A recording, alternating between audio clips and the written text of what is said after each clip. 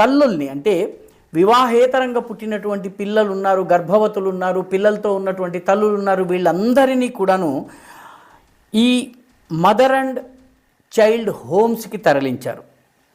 ఈ mother and child homes దాదాపు 18 చోట్ల ఉన్నటువంటి ఈ మదర్ అండ్ చైల్డ్ హోమ్లో 9,000 మంది పిల్లలు చనిపోయారు. వీళ్ళు మాయమైపోయారు. పోనీ తల్లుల్ని ఈ పిల్లలు చనిపోయిన తర్వాత సమాజంలో వదిలేశారా? లేదు, వాళ్ళని జైళ్లలో ఉంచి వాళ్ళ చేత ఇంటి పనులు చేయించుకోవడము, ఇల్లు ఊడ్చే పని కానీ, అల్లికలు కుట్లు కానీ, లేకపోతే రంగులు అద్దటం కానీ, ఇట్లాగా ఎటువంటి వాళ్ళకి వేతనం ఇవ్వకుండా వాళ్ళ చేత పని చేయించుకున్నారు. కొందరి వయస్సు అయితే ఇప్పుడు 71 సంవత్సరాలు, 81 సంవత్సరాలు.